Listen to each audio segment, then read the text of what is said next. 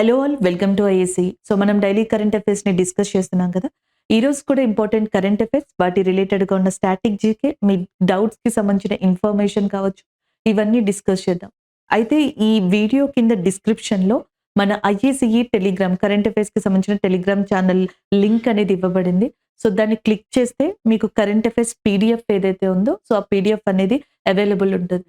ఇక్కడ చెప్పిన కరెంట్ అఫైర్సే కాకుండా దాంట్లో కూడా మీకు ఇంకొన్ని డిఫరెంట్ కరెంట్ అఫైర్స్ ఏవైతే ఉన్నాయో ఆ ఇన్ఫర్మేషన్, ఆ సోర్స్ అనేది మీకు రావడం జరుగుతది. సో ఆ పీడిఎఫ్‌ని మీరు డౌన్‌లోడ్ చేసుకొని చదువుకోవచ్చు.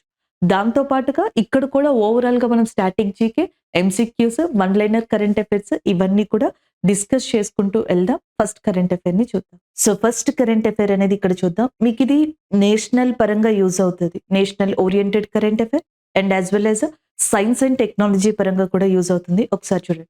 నార్త్ ఇండియాలో ఫస్ట్ టైం మనకి హ్యూమన్ డిఎన్ఏ బ్యాంక్ అనేది ఎస్టాబ్లిష్ చేయబోతున్నారు. అది కూడా బెనారస్ హిందూ యూనివర్సిటీలో. అది ఈ కరెంట్ అఫైర్. ఒకసారి టాపిక్ చూసుకోండి. So north India's first human DNA bank ఎక్కడ అని అడిగితే మాత్రం, స్టేట్ అడిగితే ఉత్తరప్రదేశ్ అని చెప్పేసి జనరల్ గా మీరు గుర్తుపెట్టుకోండి. అదే గనక పర్టికులర్ ప్లేస్ అడిగితే మాత్రం బెనారస్ హిందూ యూనివర్సిటీ.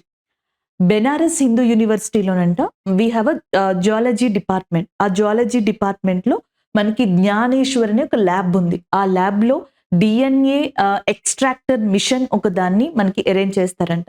సో ఈ డిఎన్ఏ ఎక్స్ట్రాక్టర్ మిషన్ అంటే, సో ఇది ఏం చేస్తుందంటే మన మనుషులకి, హ్యూమన్స్ కి సంబంధించిన బ్లడ్, రక్తం కావచ్చు, సెలైవ, లాలాజల ముమ్ము అంటాం కదా, అది కావచ్చు, హెయిర్, వెంట్రుకలు, టిష్యూస్, మన చర్మానికి సంబంధించినవి, వీటిని ఎక్స్ట్రాక్ట్ చేసి ఈ శాంపిల్స్ నుంచి డిఎన్ఏని కలెక్ట్ చేసి స్టోర్ చేస్తుంది అనమాట.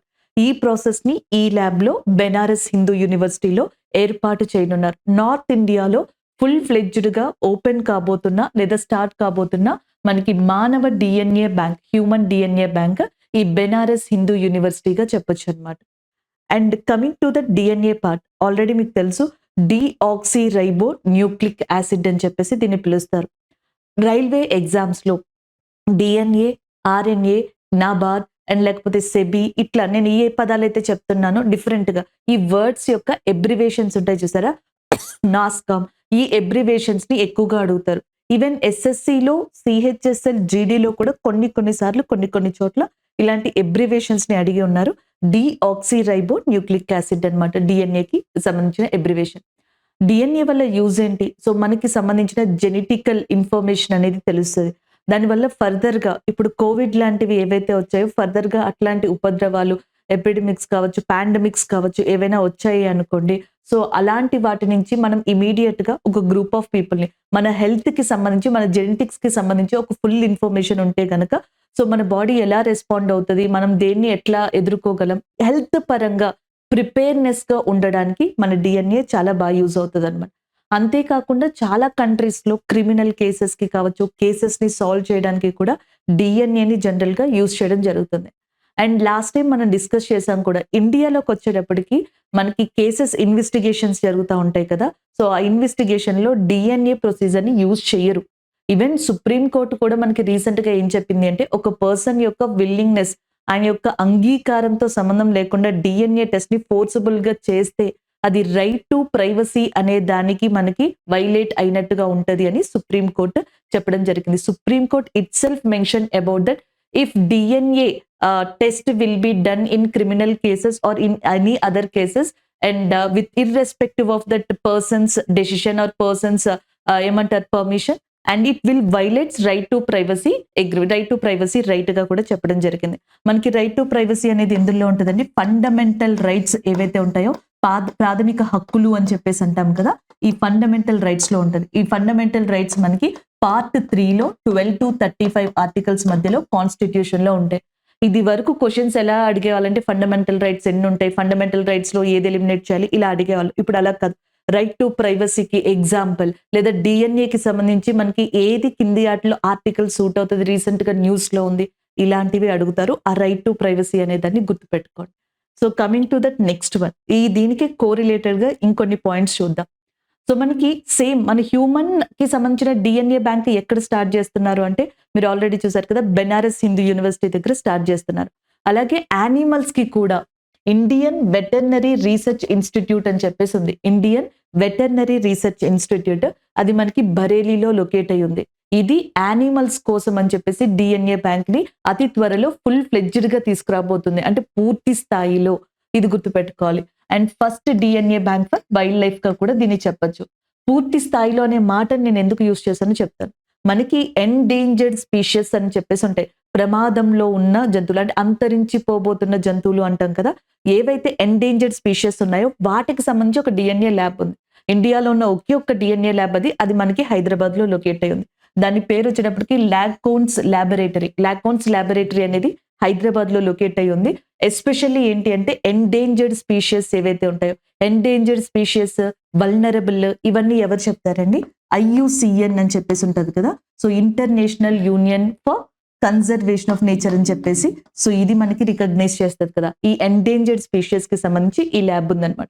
ఇప్పుడు అలా కాకుండా ఫుల్ ఫ్లెడ్జ్డ్ గా అన్ని జంతువులకి సంబంధించి, వైల్డ్ లైఫ్ కి సంబంధించి డిఎన్ఏ బ్యాంక్ అనేది మనకి బరేలీకి సంబంధించిన ఇండియన్ వెటర్నరీ రీసెర్చ్ ఇన్స్టిట్యూట్ తీసుకురాబోతుంది. నెక్స్ట్ వన్, ఈ డిఎన్ఏకి సంబంధించి ఎవరైతే మనకి ఇంట్రడ్యూస్ చేశారో దీన్ని ప్రపంచంలో, అలాగే డెవలప్ ఎవరైతే చేశారో అందులో ముగ్గురు శాస్త్రవేత్తలు, ముఖ్యంగా మనకి జేమ్స్ వాట్సన్, అలాగే నెక్స్ట్ Francis Crick and Wilkins. So మనకి Francis Crick and Wilkins and James Watson, వీళ్ళ ముగ్గురికి 1962లో మెడిసిన్ విభాగంలో నోబెల్ ప్రైజ్ అనేది కూడా ఇవ్వడం జరిగింది.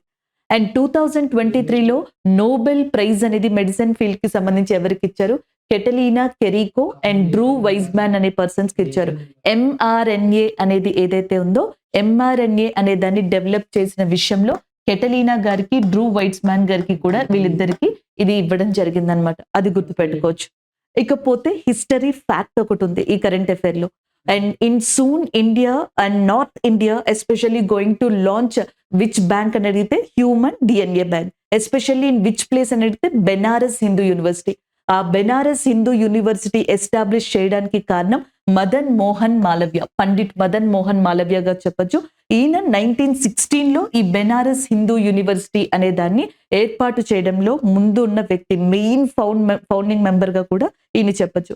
అలాగే పండిట్ మదన్ మోహన్ మాలవ్య గారికి సర్వేపల్లి రాధాకృష్ణ గారు ఇచ్చిన టైటిల్ ఏది అంటే కర్మయోగి అని చెప్పేసి అనొచ్చు. Karmayogi is a title which is given by that Sarvepalli Radhakrishna sir to Pandit Madan Mohan Malaviya గారుగా చెప్పొచ్చు. హిస్టరీ రిలేటెడ్ ఫ్యాక్ట్ ఒకటి గుర్తుపెట్టుకోండి. అలాగే నెక్స్ట్ వచ్చేటప్పటికి నోబెల్ ప్రైజ్ మెడిసిన్ కి సంబంధించి ఒకటి గుర్తుపెట్టుకున్నాం. అలాగే నెక్స్ట్ వచ్చేటప్పటికి ఇప్పుడు చెప్పుకున్న కరెంట్ అఫైర్ కి రిలేటెడ్ గా human DNA bank in Banaras Hindu university అనేది స్టార్ట్ కాబోతుంది. దానికి రిలేటెడ్ గా మనం యానిమల్ కి సంబంధించి కూడా ఒక డిఎన్ఏ బ్యాంక్ స్టార్ట్ కాబోతుంది అనే పాయింట్ ని రివైజ్ చేసాం. అది ఎవరిస్తున్నారంటే Indian veterinary research institute. Railway వాళ్ళకి ఇది బాగా యూజ్ అవుతుందండి. ఏది ఇట్లాంటివి ఇన్స్టిట్యూట్స్ ఎక్కడున్నాయి, ఇలాంటి క్వశ్చన్స్ పడతా ఉంటాయి అన్నమాట. Institutes, ISRO chairman, DRDO chairman, science and టెక్నాలజీలో ఈ క్వశ్చన్స్ కామన్. సో ఇది గుర్తుపెట్టుకోండి, బరేలీ. సో మనకి కరెంట్ అఫైర్ మీరు ఆల్రెడీ చూసారు కదా. భారతదేశంలో మొట్టమొదటి మానవ డిఎన్ఏ బ్యాంక్ అనేది ఎక్కడ స్టార్ట్ కాబోతుంది? Banaras Hindu university. This is all about this current affair. So next current affair even మనకి హెల్త్ రిలేటెడ్ గా వస్తుంది. అగైన్ సైన్స్ అండ్ టెక్ లో చూడొచ్చు, ఇంటర్నేషనల్ కరెంట్ అఫైర్ పరంగా కూడా చూడొచ్చు. And this current affair topic is world health organisation awarded 5 countries for recognising efforts made to eliminate trans fatty acids. So ఒక్కసారి ఇది చూడండి, ఇది మనకి కరెంట్ అఫైర్. మనకి ప్రపంచంలో 5 దేశాలకి రీసెంట్ గా ప్రపంచ ఆరోగ్య సంస్థ సర్టిఫికేషన్ ఇవ్వడం జరిగింది, లేదా గుర్తించింది అనమాట. ఏమని అంటే ట్రాన్స్ ఫ్యాటీ యాసిడ్స్ ని ఎలిమినేట్ చేసిన కంట్రీస్ గా వాటిని గుర్తించడం జరిగింది. So what are the 5 countries and what is a trans fatty, ఇవన్నీ కూడా ఒకసారి ఇక్కడ చూద్దాం. సో ఆ 5 countries ఏంటి? ఒకటి డెన్మార్క్ అనే కంట్రీ, అండ్ ఇంకొకటి పోలాండ్, ఇంకొకటి లిథువేనియా, ఇంకొకటి సౌదీ అరేబియా, ఇంకొకటి Thailand. Denmark, Poland, Lithuania, Saudi Arabia, Thailand. So ఈ కంట్రీస్ ఏవైతే ఉన్నాయో ఈ 5 కంట్రీలు కూడా ట్రాన్స్ ఫ్యాటీ యాసిడ్స్ ని ఎలిమినేట్ చేసిన కంట్రీస్ గా వరల్డ్ హెల్త్ ఆర్గనైజేషన్ రికగ్నైజ్ చేసింది. And the next one, world health organisation headquarters అనేది జెనీవాలో ఉంది. టోటల్ గా 194 మెంబర్స్ ఉన్నారు. ఏప్రిల్ 7న వరల్డ్ హెల్త్ డే, ప్రపంచ ఆరోగ్య దినోత్సవం అనేది కూడా నిర్వహించేది వరల్డ్ హెల్త్ ఆర్గనైజేషన్. అలాగే టెడ్రస్ ఆథనమ్ ఎవరైతే ఉన్నారో ఆయన వరల్డ్ హెల్త్ ఆర్గనైజేషన్ కి ప్రెసిడెంట్ గా ఉన్నారు. ఇక్కడ మనకి మెయిన్ తెలియాల్సింది ఏంటంటే why world health organisation is given and are recognised these 5 countries as a eliminated trans fatty acid countries. So ఈ 5 దేశాలు ట్రాన్స్ ఫ్యాటీ యాసిడ్‌ని ఎలిమినేట్ చేసిన కంట్రీలుగా గుర్తించబడ్డాయి కదా! అసలు ఏంటి అనేది ఒకసారి ఇక్కడ చూద్దాం. సో సాధారణంగా మన హ్యూమన్ బాడీలో కొలెస్ట్రాల్ అనేది కావాలంట. కాకపోతే ఈ కొలెస్ట్రాల్ అనేది 2 టైప్స్‌లో ఉంటది. ఒక బ్యాడ్ కొలెస్ట్రాల్ అంటాం అండ్ గుడ్ కొలెస్ట్రాల్ అని కూడా పిలుస్తాం. బ్యాడ్ కొలెస్ట్రాల్ ఏదైతే ఉంటదో అది హ్యూమన్ బాడీకి చాలా హార్మ్ చేస్తది. లైక్ చాలా మందికి ఈ మధ్యన హార్ట్ అటాక్స్ వస్తున్నాయి చూసారా? హార్ట్ అటాక్స్ రావడం గానీ, లేకపోతే ఆయాసం రావడం గానీ, హెల్త్ రిలేటెడ్ ప్రాబ్లమ్స్ వచ్చేది దేనికంటే దీని వల్లంట. సో మనకి ఈ బ్యాడ్ కొలెస్ట్రాల్ ఎందుకొస్తదంటే ట్రాన్స్ ఫ్యాటీ యాసిడ్స్. ఈ ట్రాన్స్ ఫ్యాటీ యాసిడ్స్ దేంట్లో ఉంటాయంటే ఒకటొచ్చేటప్పటికి ఇక్కడ నాకు తెలిసి మీకు పిక్చర్ సరిగ్గా కనిపించుండవు. బట్ ఒకసారి నేను ఎక్స్‌ప్లెయిన్ చేస్తాను వినండి. ట్రాన్స్ ఫ్యాటీ యాసిడ్స్ వచ్చేటప్పటికి మనకి మెయిన్‌గా ఈ ఫాస్ట్ ఫుడ్స్ ఉంటాయి చూసారా? Bakery food, fast food, deep fried food, chocolate so ఇలాంటి వాటి వల్ల ట్రాన్స్ ఫ్యాటీ అనేది రావడం జరుగుతుంది. దానివల్ల హెల్త్ రిలేటెడ్‌గా హార్ట్ అటాక్స్ కావచ్చు, ఉబ్బసం, ఆయాసం ఇవన్నీ కూడా వస్తాయి.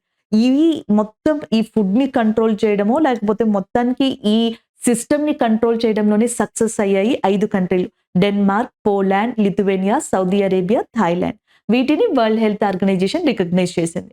అలాగే ట్రాన్స్ ఫ్యాటీ యాసిడ్స్ కాకుండా మనకి గుడ్ కొలెస్ట్రాల్‌ని ఇచ్చే సాచురేటెడ్ అండ్ అన్‌సాచురేటెడ్ యాసిడ్స్ కూడా ఉంటాయన్నమాట. ఫ్యాట్స్ కూడా ఉంటాయి. సాచురేటెడ్ ఫ్యాట్స్‌లోకొచ్చేటప్పటికి వెజిటబుల్ ఫ్యాట్స్ ఉంటాయి అండ్ యానిమల్ ఫ్యాట్స్ ఉంటాయి. వెజిటబుల్ ఫ్యాట్స్ అంటే like coconut oil, coconut milk, palm oil ఇలాంటివన్నీ దీంట్లోకొస్తాయి. యానిమల్ ఫ్యాట్స్‌లోకొచ్చేటప్పటికి ఘీ గాని, బటర్ గాని సో ఇలాంటివన్నీ మీట్ గాని, పౌల్ట్రీకి సంబంధించింది గాని, సో మాంసం లాంటివి అంటాం కదా! అవన్నీ దీంట్లోకి రావడం జరుగుతది. అలాగే నెక్స్ట్ అన్‌సాచురేటెడ్‌లో కూడా 2 ఉంటాయి. పాలీసాచురేటెడ్ అండ్ మోనో అన్‌సాచురేటెడ్ అని చెప్పేసి ఉంటాయి. పాలీ అన్‌సాచురేటెడ్‌లో మనకి సన్‌ఫ్లవర్ ఆయిల్, పొద్దుతిరుగుడు పువ్వు కావచ్చు, కోల్డ్ వాటర్ ఫిష్‌కి సంబంధించింది కావచ్చు, సోయాబీన్ ఆయిల్‌కి సంబంధించింది కావచ్చు, ఇలాంటివి ఉంటాయి. మోనో సాచురేటెడ్‌లోనేమో మనకి పీనట్, అవకాడో అండ్ నెక్స్ట్ వచ్చేటప్పటికి ఆలివ్ ఆయిల్ ఇలాంటివి ఉంటాయి. రైల్వేస్‌కి, ఎస్ఎస్‌సికి సైన్స్ పెట్టింది పేరు. ఈవెన్ ఒక్కొక్కసారి మనకి గ్రూప్స్‌లో కూడా కరెంట్ అఫైర్‌లో 4 ఆప్షన్స్ ఇచ్చినప్పుడు దీన్ని యూజ్ చేసుకోవచ్చనమాట. ఫ్యాట్స్ 2 టైప్స్‌లో ఉంటాయి. ఒకటొచ్చేటప్పటికి ట్రాన్స్ ఫ్యాట్స్, ఇంకొకటి సాచురేటెడ్ అండ్ ఇంకొకటి అన్‌సాచురేటెడ్‌గా చెప్తాం. సాచురేటెడ్‌లో వెజిటబుల్, యానిమల్ ఫ్యాట్స్ ఉంటాయి. అందులో పాలీ, మోనో అన్‌సాచురేటెడ్ ఫ్యాట్స్ ఉంటాయి. మనం చెప్పుకునే కరెంట్ అఫైర్ ట్రాన్స్ ఫ్యాట్స్‌కి సంబంధించింది. ఇండియాలో ఈ ప్రాబ్లమ్ చాలా ఎక్కువుంది. కానీ Denmark, Poland, Lithuania, Saudi Arabia, Thailand దీన్ని ఎలిమినేట్ చేయడంలో సక్సెస్ అవ్వడం వల్ల వరల్డ్ హెల్త్ ఆర్గనైజేషన్ ప్రపంచ ఆరోగ్య సంస్థ వీటిని రికగ్నైజ్ చేసింది. ప్రపంచంలో మనకి ఏ డిసీజ్ అయినా సరే ఒక కంట్రీలో కేసెస్‌ని కొన్ని సంవత్సరాల నుంచి నమోదు చేయట్లేదనుకోండి. సో రిపీట్ చేయకుండా అండ్ నమోదు కావట్లేదనుకోండి. అలాంటి కంట్రీస్‌కి ఫ్రీ సర్టిఫికేషన్‌ని వరల్డ్ హెల్త్ ఆర్గనైజేషన్ ఇస్తది. ఎందుకు ఇస్తది అంటే పలానా కంట్రీలో ఈ రోగం అనేది లేదు.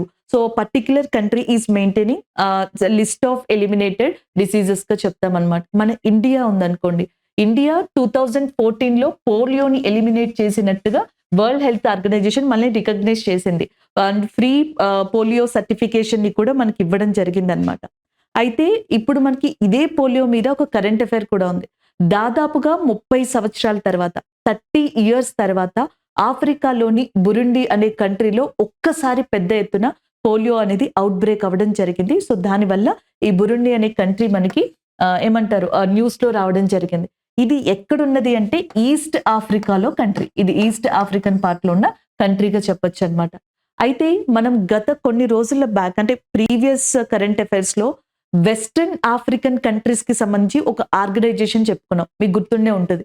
Economic community of western African countries. Economic community of western African countries. దీంట్లో 3 కంట్రీస్‌ని సస్పెండ్ చేస్తున్నట్టుగా కూడా చెప్పడం జరిగింది. ఒకటి బుర్కినా ఫాసో, మాలి, నైజీర్. ఈ 3 కంట్రీస్‌ని కూడా సస్పెండ్ చేస్తున్నాము అని చెప్పేసి ఈ ఆర్గనైజేషన్ అనౌన్స్ చేయడం జరిగింది. ఈ రెండు ఇది 2023 కరెంట్ అఫైర్, ఇది 2024కి సంబంధించిన కరెంట్ అఫైర్. ఈ రెండిటిని రివైజ్ చేసాం. అలాగే నెక్స్ట్ 2023లో ఇంకొకటి.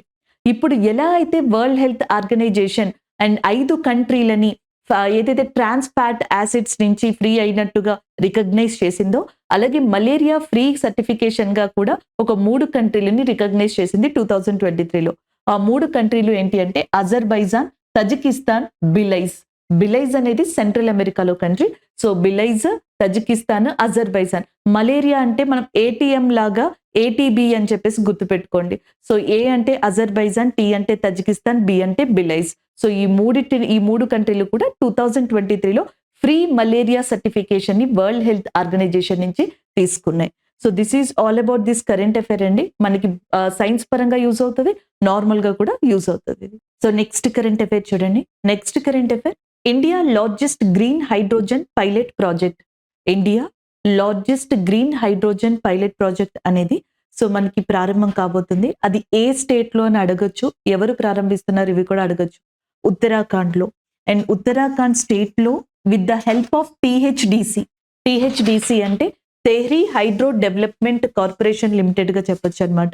సో ఈ తెహ్రీ హైడ్రో డెవలప్మెంట్ కార్పొరేషన్ మనకి ఉత్తరాఖండ్ లో ఈ అతిపెద్ద గ్రీన్ హైడ్రోజన్ పైలట్ ప్రాజెక్ట్ అనే దాన్ని స్టార్ట్ చేయబోతుంది. వన్స్ ఈ ప్రాజెక్ట్ స్టార్ట్ చేసిన తర్వాత వీళ్ళు సోలార్ రూఫ్ ప్యానెల్స్ అనే వాటిని ఏర్పరుస్తారు. అంటే మనకి రూఫ్స్ పైన అండ్ ఏవైతే ఉంటాయో వాటి ఈ సోలార్ ప్యానెల్స్ వాటిని నిర్మిస్తారు. So 1 megawatt roof solar plant వల్ల దాదాపుగా 50 కేజెస్ పర్ డే. సో ఒక డేకి వచ్చేటప్పటికి 50 కేజెస్ గ్రీన్ హైడ్రోజన్ ని ప్రొడ్యూస్ చేయొచ్చంట. సో వాళ్ళు ఇలా ఎస్టిమేషన్ వేసుకుని చెప్పడం జరుగుతుంది. ఉత్తరాఖండ్ యొక్క గవర్నర్ గా గుర్మిత్ సింగ్ ఉన్నారు. ఉత్తరాఖండ్ యొక్క చీఫ్ మినిస్టర్ గా Pushkar Singh Dhami. And chief minister and governor is very required for that exams. So చాలా ఎగ్జామ్స్ కి చీఫ్ మినిస్టర్, గవర్నర్ కామన్ గా అడిగే క్వశ్చన్స్.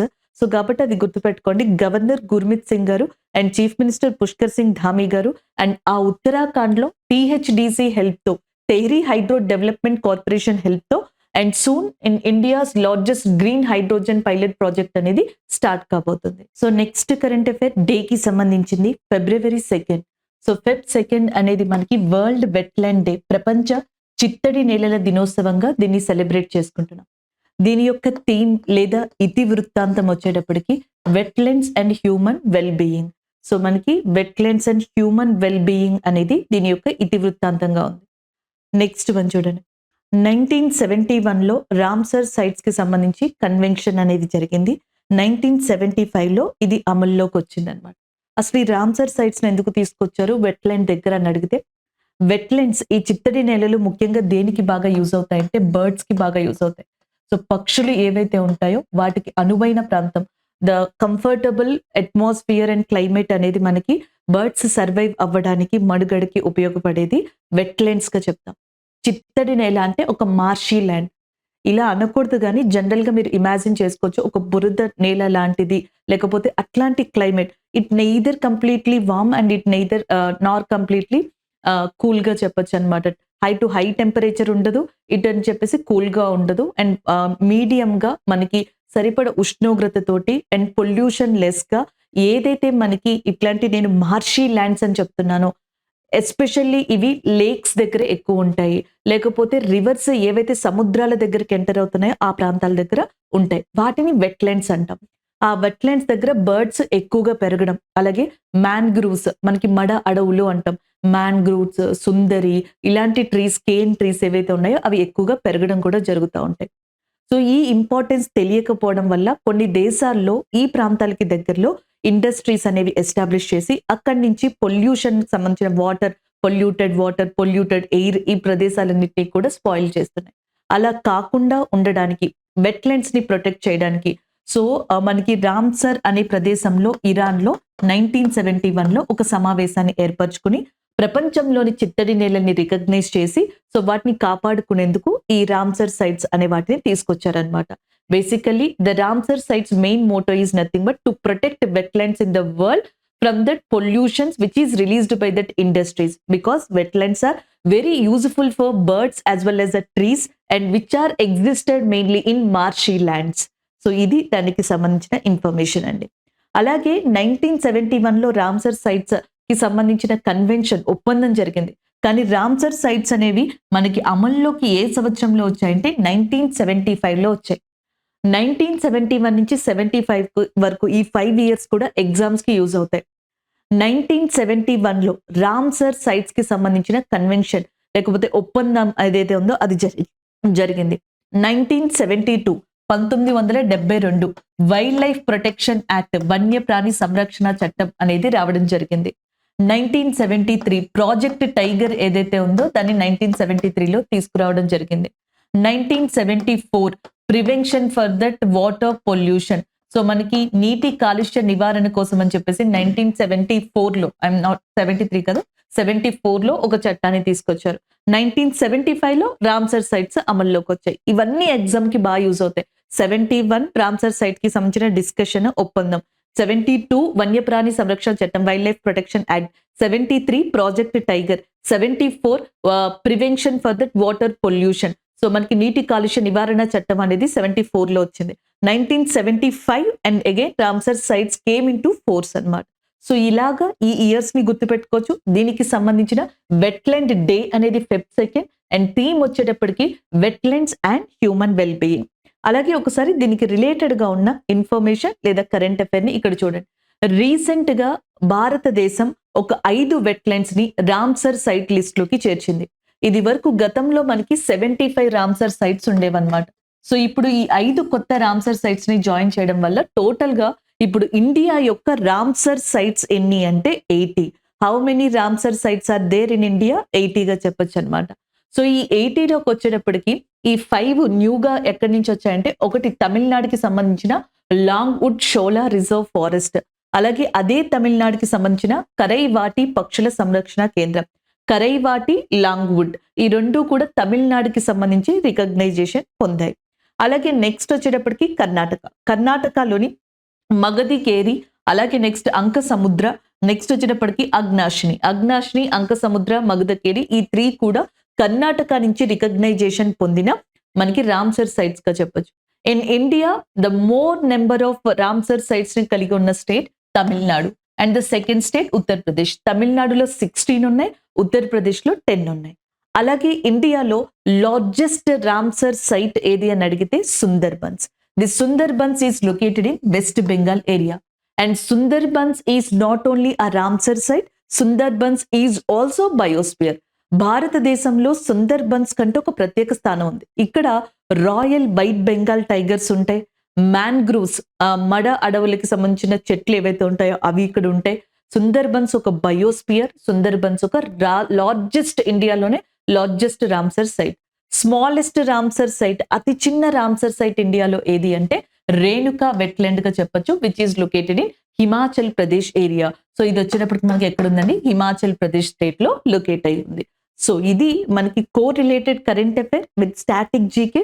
అలాగే ఈ రోజు మనం డిస్కస్ చేసుకున్న current affair world wetland day గా చెప్పొచ్చు. నెక్స్ట్ కరెంట్ అఫైర్ ఇంటర్నేషనల్ పరంగా ఇంపార్టెంట్ అని చెప్పొచ్చు. అండ్ ఇంకొకటి ఏంటంటే దీన్ని జస్ట్ ఏం జరిగింది అనేది గుర్తు పెట్టుకుంటే చాలా బెనిఫిట్ ఉంటుంది. ఎందుకంటే ఇలాంటి కరెంట్ అఫైర్స్ డైరెక్ట్ గా వచ్చే ఛాన్సెస్ ఉన్నాయి.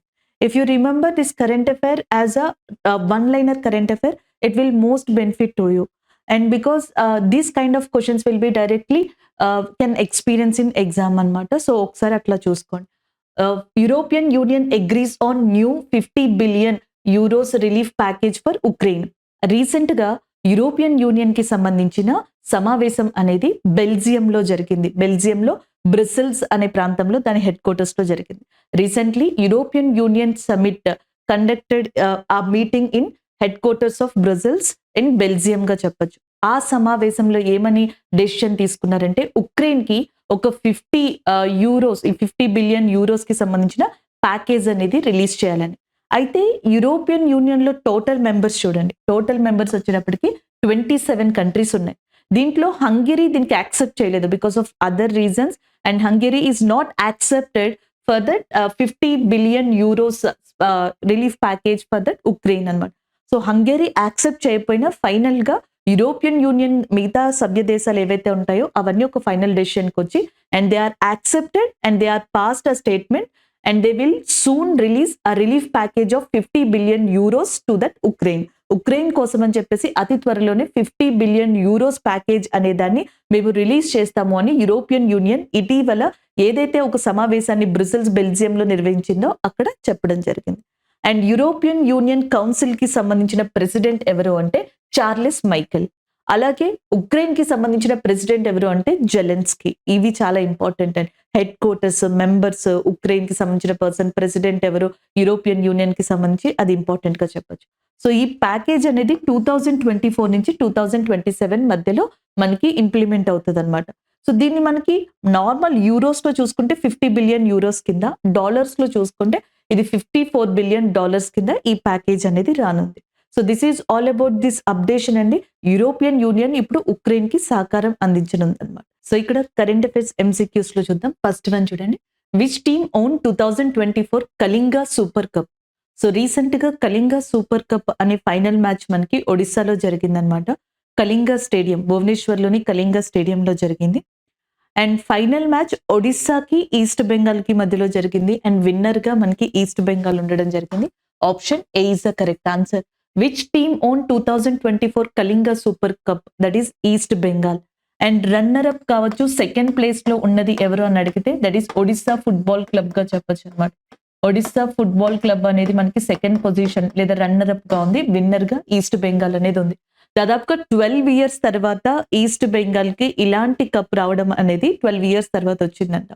అంతేకాదు ఎవరైతే ఈ టోర్నమెంట్ లో విన్నర్ గా ఉంటారో సో వాళ్ళకి 25 lakhs క్యాష్ ప్రైజ్ ని ఇవ్వడం జరుగుతుంది అనమాట.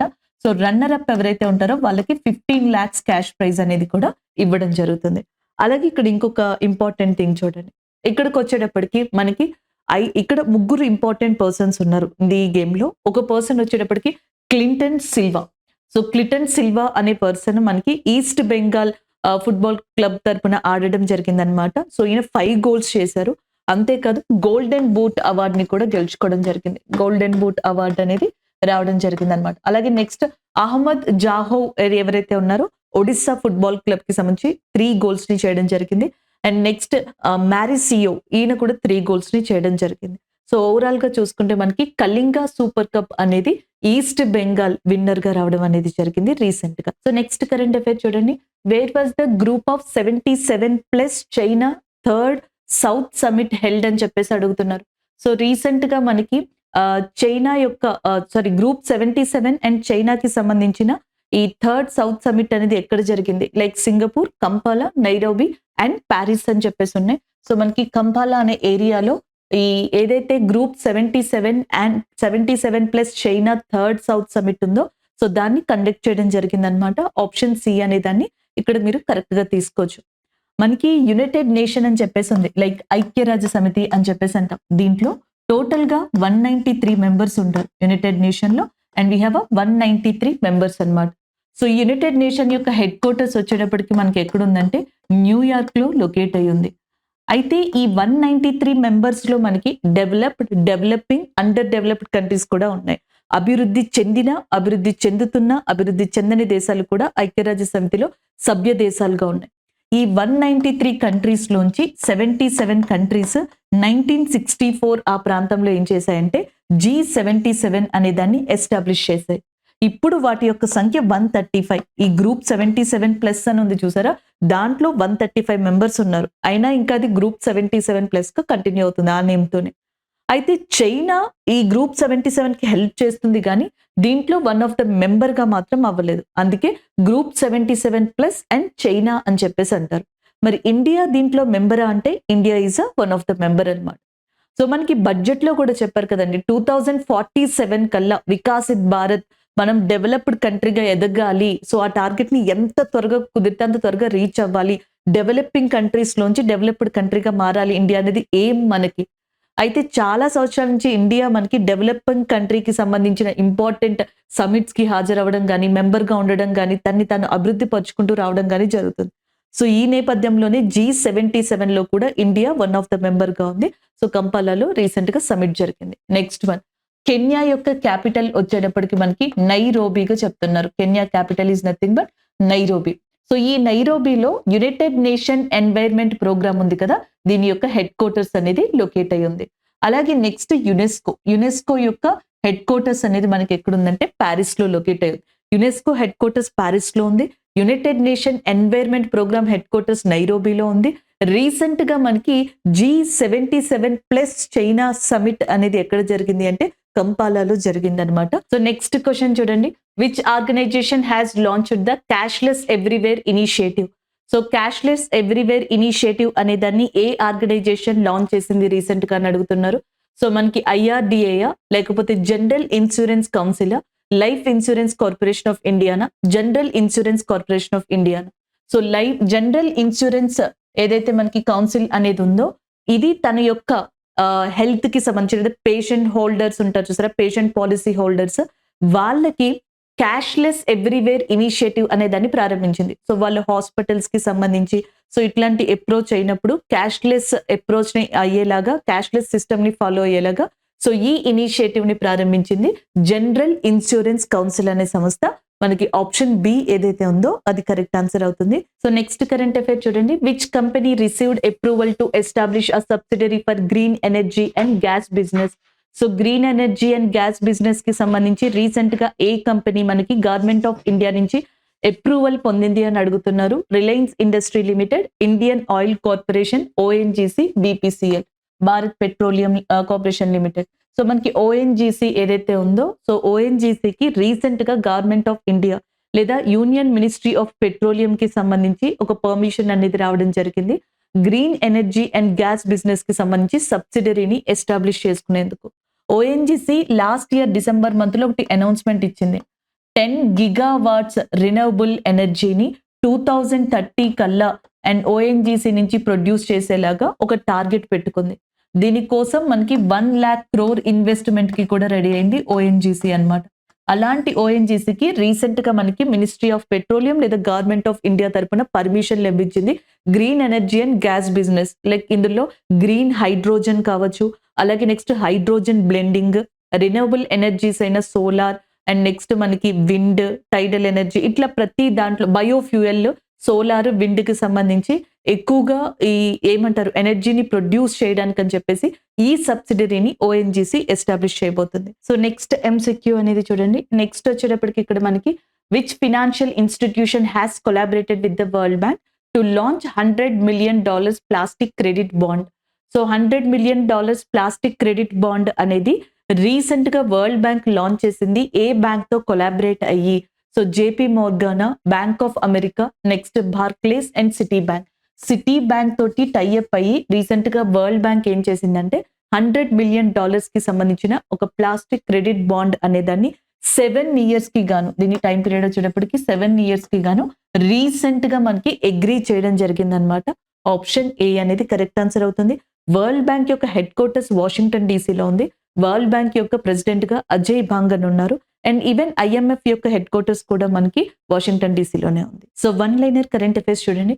Tamil Nadu announced Kalayangar Sport Kit scheme under which state government will provide free sports kits to students in all the 12,000 village panchayats. తమిళనాడులోని అన్ని గ్రామాల్లో ఉన్న 12,000 పంచాయతీలకి తమిళనాడు ప్రభుత్వం అక్కడున్న స్టూడెంట్స్ కి స్పోర్ట్స్ కిట్ ని ఫ్రీగా ఇచ్చేందుకు మనకి స్టార్ట్ చేసిన పథకం పేరు వచ్చేటప్పటికి కలయంగార్ క్రీడా కిట్ అన్నమాట. సో ఈ పథకాన్ని ప్రారంభించారు. తమిళనాడు చీఫ్ మినిస్టర్ గా స్టాలిన్, తమిళనాడు యొక్క గవర్నర్ గా ఆర్ఎన్ రవి గారు ఉన్నారు. ఇటీవల 2 రామ్సర్ సైట్స్ ని తమిళనాడు నుంచి రికగ్నైజ్ చేయడం జరిగింది. దీంతో తమిళనాడులో రామ్సర్ సైట్స్ టోటల్ గా 16 ఉన్నాయని, ఇండియాలోనే టాప్ రామ్సర్ సైట్స్ ఉన్న స్టేట్ గా తమిళనాడు ఉంది. అలాగే ఖేలో ఇండియా యూత్ గేమ్స్ మనకి రీసెంట్ గా కన్క్లూడ్ అయింది ఎక్కడ అంటే తమిళనాడులో. అలాగే నెక్స్ట్ వచ్చేటప్పటికి రాణి వేలు నచ్చియార్ గారిని రిప్రజెంట్ చేస్తూ మాస్కెట్ ఏదైతే ఉంటుందో వీరమాతంగై మాస్కెట్, దాన్ని ఖేలో ఇండియా యూత్ గేమ్స్ కి ఇవ్వడం జరిగింది. And the next current affair చూడండి, రెండోది. సో రెండో కరెంట్ అఫైర్ వచ్చేటప్పటికి justice Dinesh Kumar is appointed as a chief justice of Karnataka high court. Karnataka high court కంట రీసెంట్ గా జస్టిస్ దినేష్ కుమార్ గారు అపాయింట్ అవ్వడం జరిగింది చీఫ్ జస్టిస్ గా, ప్రధాన న్యాయమూర్తిగా. అలాగే కర్ణాటక హైకోర్టు కర్ణాటకకి సంబంధించి చీఫ్ మినిస్టర్ గానేమో మనకి సిద్ధారామయ్య గారు ఉన్నారు. గవర్నర్ గా వచ్చేటప్పటికి తవార్ చంద్ గెహ్లాట్ గారు ఉన్నారు. అండ్ ఆంధ్రప్రదేశ్ యొక్క హైకోర్టుకి సంబంధించి చీఫ్ జస్టిస్ గా ధీరజ్ సింగ్ ఠాకూర్ గారు ఉన్నారు. తెలంగాణకి సంబంధించిన చీఫ్ జస్టిస్ గా ఆలోక్ ఆరాధే గారు ఉన్నారు అనమాట. అండ్ దెన్ నెక్స్ట్ వన్ చూడండి. అండ్ నెక్స్ట్ వచ్చేటప్పటికి మనకి మలేషియాకి 17th కింగ్ గా రీసెంట్ గా అపాయింట్ అయింది సుల్తాన్ ఇబ్రహీం. సుల్తాన్ ఇబ్రహీం మలేషియా యొక్క 17వ రాజుగా ఇటీవల మనకి రావడం జరిగిందనమాట. అండ్ గతంలో కూడా మనం చెప్పుకున్నాం భూటాన్ కి న్యూ ప్రైమ్ మినిస్టర్ వచ్చారు. ఆయన పేరు షీరింగ్ తోబ్గే. షీరింగ్ తోబ్గే భూటాన్ యొక్క నూతన ప్రైమ్ మినిస్టర్. ఫ్రాన్స్ యొక్క new prime minister Gabriel Attal. So France యొక్క న్యూ ప్రైమ్ మినిస్టర్ గా ఉన్నారు. ఈయన భూటాన్ కి సంబంధించిన న్యూ ప్రైమ్ మినిస్టర్ అండ్ ఈయన వచ్చేటప్పటికి ఫ్రాన్స్ కి సంబంధించిన న్యూ ప్రైమ్ మినిస్టర్ గా ఉండడం జరిగింది. అలాగే ప్రపంచ హాకీ ఛాంపియన్షిప్ మనకి 5th ఎడిషన్ అనేది men's world hockeys 5th world championship అనేది రీసెంట్‌గా మనకి ఎక్కడ జరిగింది అంటే ఒమన్‌లోని మస్కట్ అనే ప్రాంతంలో. దీంట్లో టాప్ వచ్చింది నెదర్లాండ్స్. ఇండియా యొక్క ర్యాంక్ వచ్చేటప్పటికి 5th పొజిషన్‌లో ఉందన్నమాట. లాస్ట్ టైం మనం చెప్పుకున్నాం గుర్తుందా? దీప్ గ్రేస్ అనే పర్సన్. ఇండియన్ విమెన్ హాకీ టీమ్‌కి సంబంధించిన దీప్ గ్రేస్ అని చెప్పేసి one of the defender and ఈమె ఒలింపిక్ గేమ్స్‌లో కూడా పార్టిసిపేట్ చేశారు. ఈమె రీసెంట్‌గా రిటైర్మెంట్‌ని ప్రకటించారని కూడా మనం డిస్కస్ చేసాం.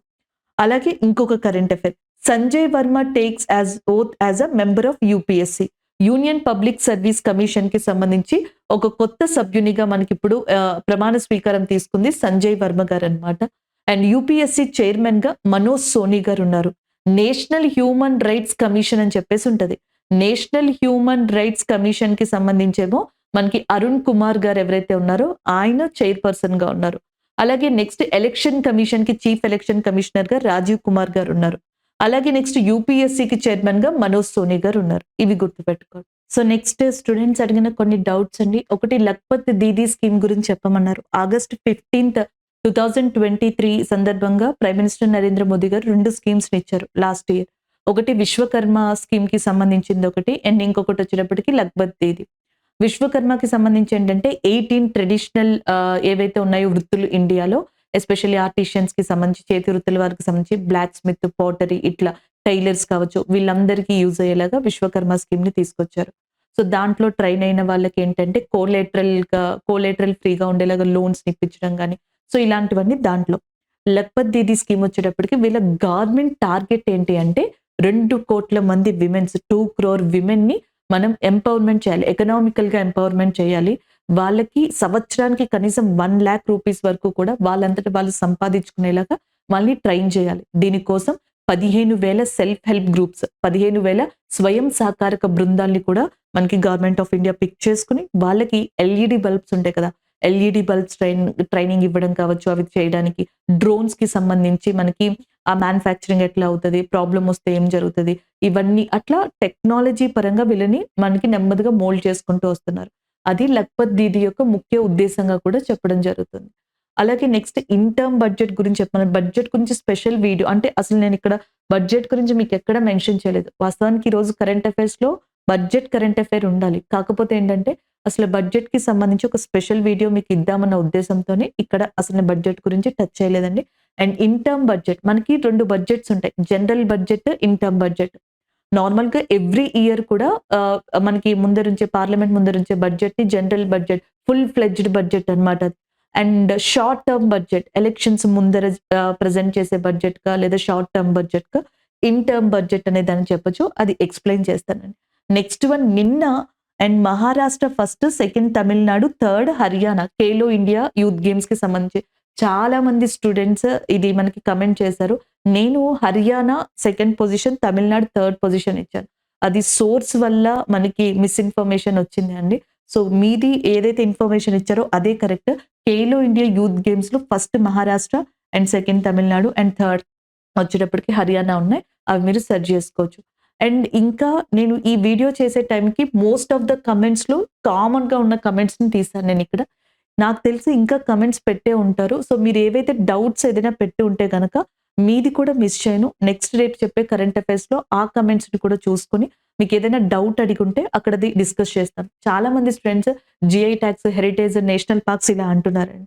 సో కాబట్టి ఈ వీడియో తర్వాత నెక్స్ట్ వీడియో నుంచి అట్లా ఏదైనా ఒకటి కుదిరితే ప్లాన్ చేసి సో దాన్ని కూడా డిస్కస్ చేయడానికి ట్రై చేద్దాం. సో ఇక్కడ చూడండి ఈరోజు రివ్యూ. ఒకటి north India human bank. So north ఇండియాలో ఫస్ట్ హ్యూమన్ డిఎన్ఏ బ్యాంక్ అండి. సో ఇది మనకి రాంగ్ పడింది. ఫస్ట్ హ్యూమన్ డిఎన్ఏ బ్యాంక్ అనేది ఎస్టాబ్లిష్ అవ్వబోతుంది బెనారస్ హిందూ యూనివర్సిటీలో. సో దానికి సంబంధించి డిస్కస్ చేసాం. WHO 5 కంట్రీస్‌ని రికగ్నైజ్ చేసింది. ఏదైతే మనకి కొలెస్ట్రాల్‌కి సంబంధించి. ఒకటొచ్చేటప్పటికి మనకి డెన్మార్క్ అండ్ ఇంకొకటి Poland and Lithuania, Saudi Arabia, Thailand కంట్రీస్‌ని. ఇండియాస్ లార్జెస్ట్ గ్రీన్ ప్రాజెక్ట్ ఉత్తరాఖండ్‌లో స్టార్ట్ కాబోతుంది. And next world's wetland day అనేది ఫెబ్ 2న రికగ్నైజ్ చేయడం జరిగింది. నెక్స్ట్ వచ్చేటప్పటికి వన్ లైనర్ కరెంట్ అఫైర్స్‌ని డిస్కస్ చేసాం. లైక్ తమిళనాడు స్పోర్ట్స్ కిట్‌కి సంబంధించి ఒక ప్రోగ్రామ్‌ని స్టార్ట్ చేసిందని. అలాగే ప్రపంచ హాకీ ఛాంపియన్‌షిప్‌ని నెదర్లాండ్స్ గెలుచుకుంది. ఇండియా 5th పొజిషన్‌లో ఉంది అని. కర్ణాటక హైకోర్ట్‌కి చీఫ్ జస్టిస్‌గా అపాయింట్ అయిన పర్సన్ గురించి మనం దినేష్ కుమార్ గారు ఆయన గురించి డిస్కస్ చేసాం. అలాగే యూపీఎస్సీ మెంబర్ ఎవరైతే అపాయింట్ అయ్యారో ఆయన గురించి కూడా డిస్కస్ చేయడం జరిగింది. సో, ఇలా సుల్తాన్ మలేషియాకి 17వ కింగ్ కింద ఎవరైతే అపాయింట్ అయ్యారో ఆ పర్సన్ గురించి కూడా డిస్కస్ చేసాం. దాంతో పాటుగా డౌట్ సెక్షన్ ఏదైతే ఉందో సో, దాన్ని డిస్కస్ చేయడం జరిగింది. సో, ఇవి ఈరోజు మనం డిస్కస్ చేసుకున్న కరెంట్ అఫైర్స్. Thank you.